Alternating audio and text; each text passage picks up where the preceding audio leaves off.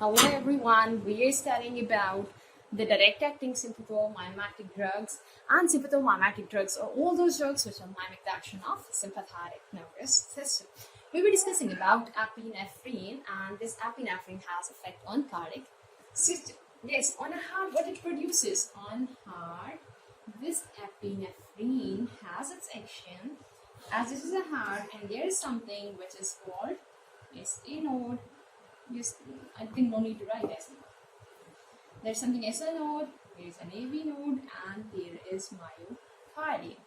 On SA node, AV, and myocardium, there is a receptor which is beta 1. Beta 1 receptors present on all these sites.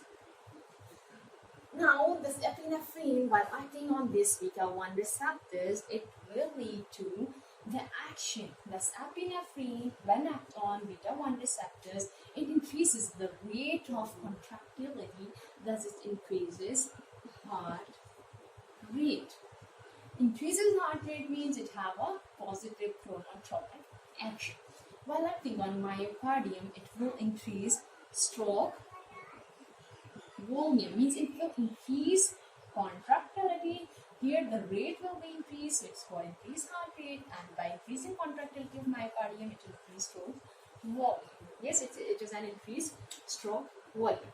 Now, when heart rate is increased and stroke volume is increased, what will be the ultimate effect? That we have increased cardiac output.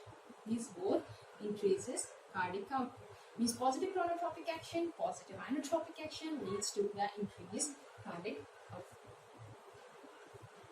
When cardiac output is increased on one side, this epinephrine also increases the release of renin.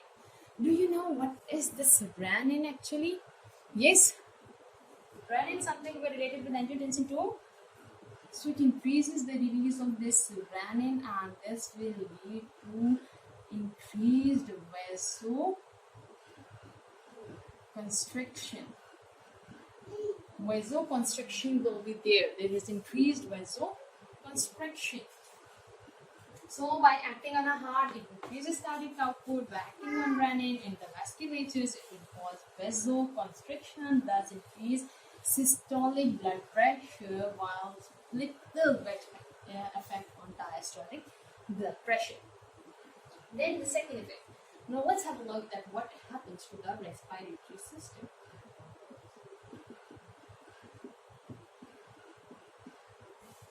Yes, when we are under the stress, our heart needs to be stimulated more because we need more cardiac output. There will be more oxygen supply needed.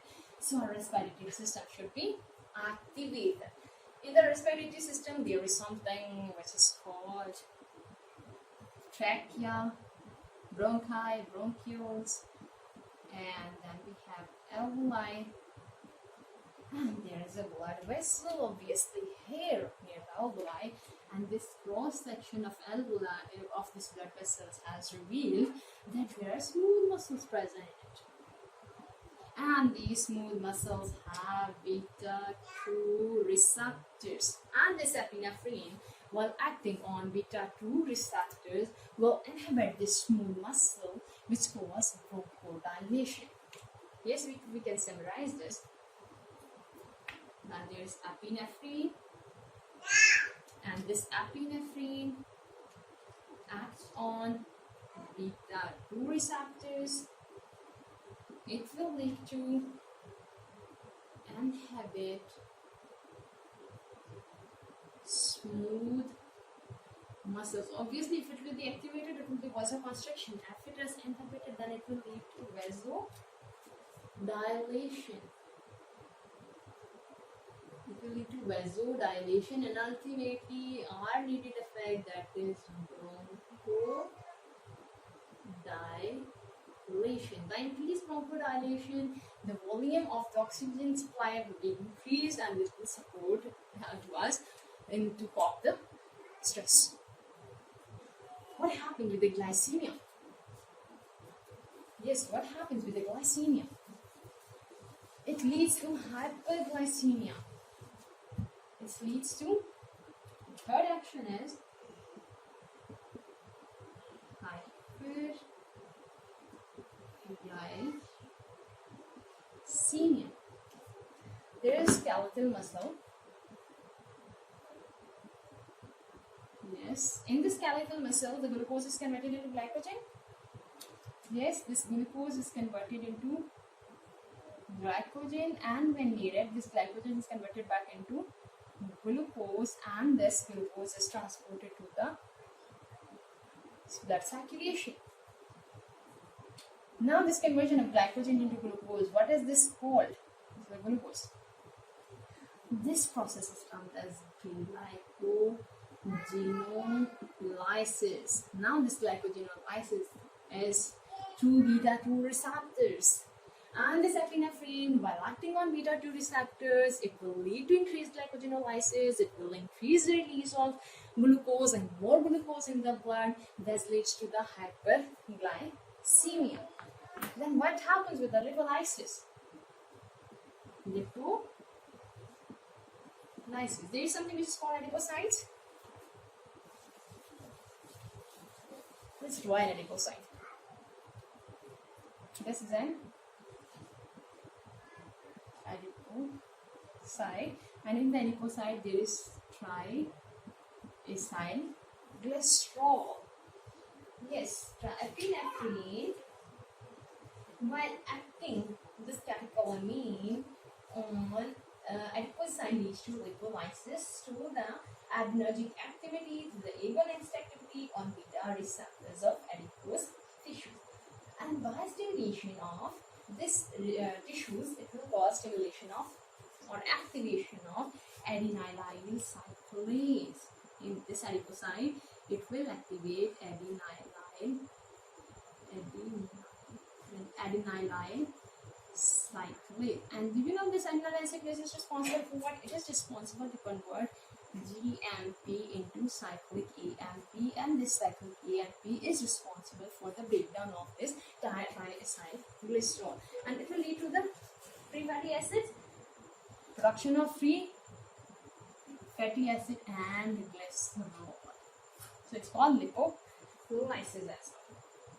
Now, the epinephrine, which is causing increasing cardiac output, causing a bronchodilation, causing hyperglycemia and lipolysis. Will it remain for longer in the blood, or it will be catalyzed? Obviously, it also has to be passed through a process which is termed as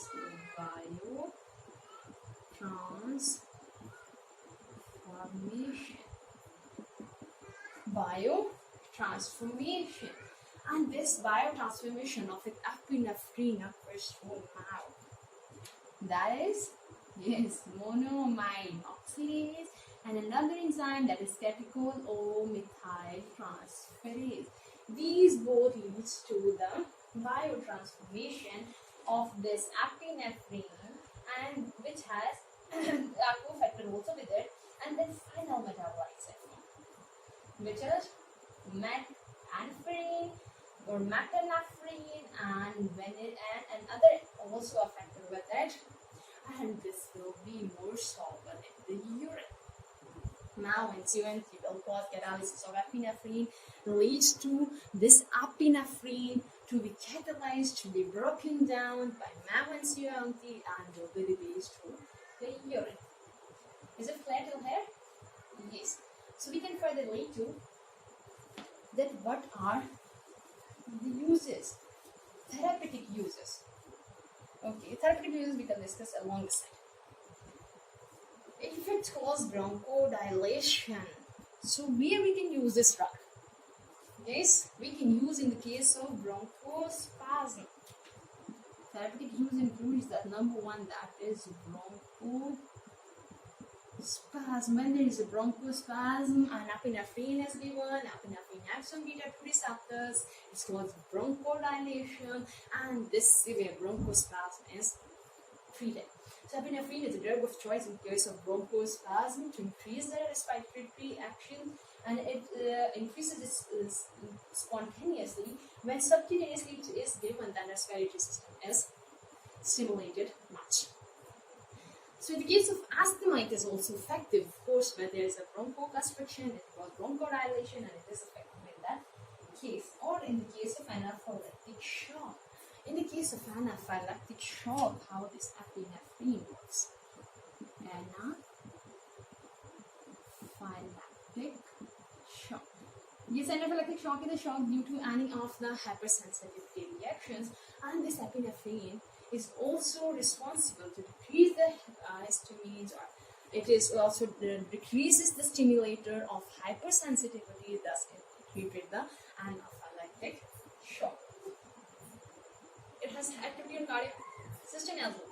So if there is a cardiac arrest, can you give epinephrine? Yes, the drug will be a drug of choice in case of a cardiac arrest.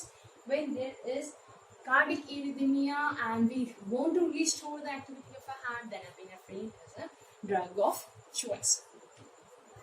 Then it will also combine with anesthetics as well. Do you know why it is combined with anesthetics? It is combined with anesthetics to prolong the action of anesthetics.